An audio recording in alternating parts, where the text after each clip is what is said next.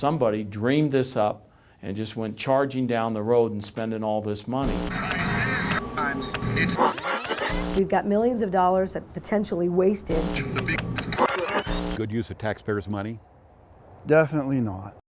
Hello and welcome to our interactive television workshop here on the Enhanced Learning and Knowledge Network. Welcome to ELKNet, an educational television network broadcasting nationwide from studios in Albuquerque. But don't look for this TV network in the newspaper listings. You won't find it on cable or satellite either.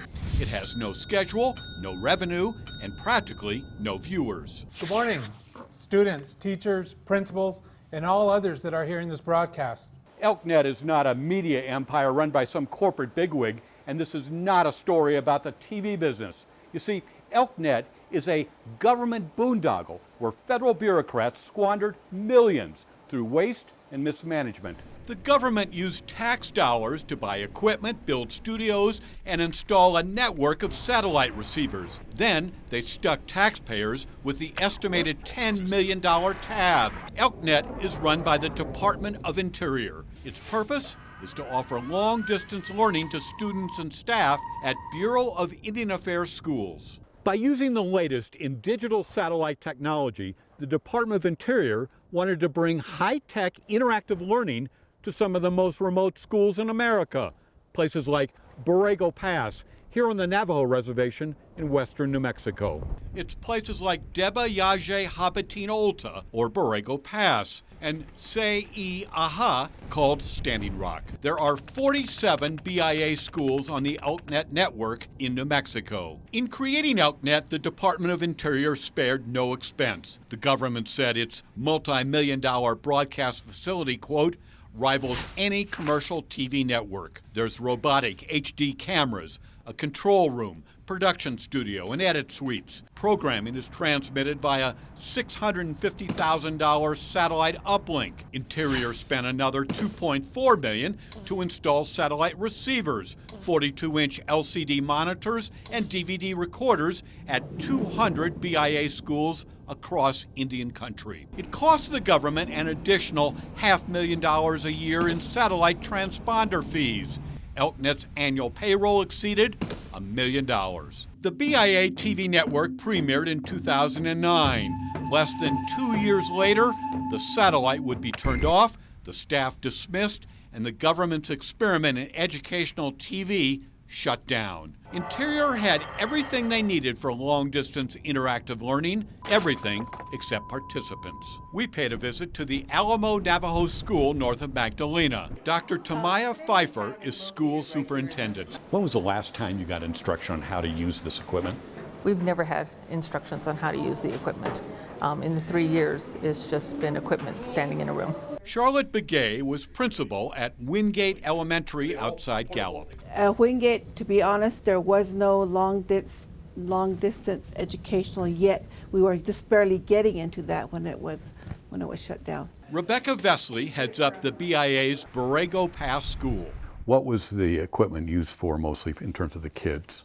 CNN, watching news, current events. In September '09, when ELKNet beamed President Obama's back-to-school message throughout Indian country, no one in New Mexico watched the broadcast. It was the same story in March 2010 for the Why They Should Graduate program. In September 2010, not a single one of the 47 BIA schools in New Mexico listened to the youth listening session. Golfer Noda Begay's April 2011 discourse on healthy lifestyles was ELKNet's swan song. After 21 months of operation, Interior pulled the plug on its multi-million-dollar TV network. The announcement was by email. Quote, the government no longer has a need for the satellite and will no longer have the funds for the system. Just like that, the government program was kaput. Among the federal employees who lost their jobs was distance learning coordinator Morris Gator. I felt like it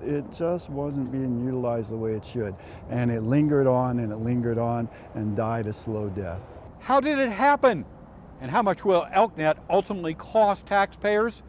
And who accepts responsibility for all the waste and mismanagement?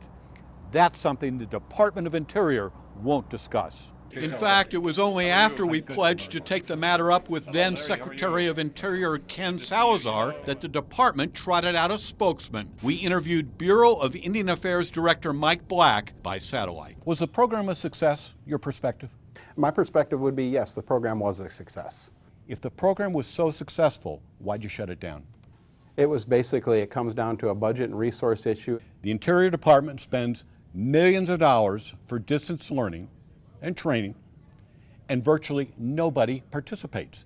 Is that a good record? You know, it wouldn't be a good record, not necessarily. You did not know that a number of these programs, there was zero participation. You didn't know that? I wasn't aware of that, no, sir. Does that surprise you? It does to a degree, yes. To a degree? I mean, not knowing the full facts and everything that's there, yes, it would surprise me, yeah. Aren't you the director of the Bureau of Indian Affairs? Yes, I am. Isn't it your job to know the facts? It is. This is your data. I'm not making this up. This is what you gave me. So you didn't know that? I didn't know that, sir. Nobody's made me aware of that, no. Senator, is this the way government is supposed to work? No, this isn't the way government is supposed to work at all. Senator Tom Udall serves on the Senate Indian Affairs Committee. Somebody got a great idea. They said, let's take a couple of $1 million and spend it on all this equipment and get everybody interlinked.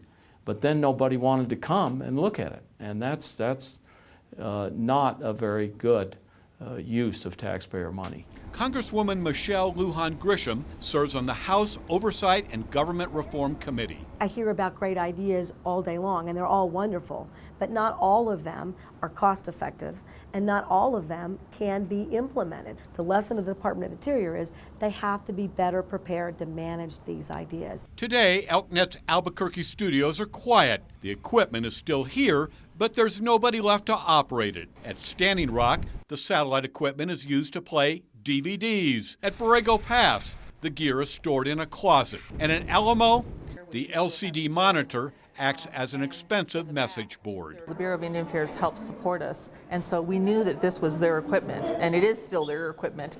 We're just borrowing it at this time and hoping that somehow it's going to be connected in. In this case, significant amount of money that could have helped very needy individuals has been wasted. And that's what's very unfortunate here. Larry Barker, KRQE News 13. Interior really does not want to talk about this. In fact, they refuse to disclose the total amount of money that they spent on this TV flop.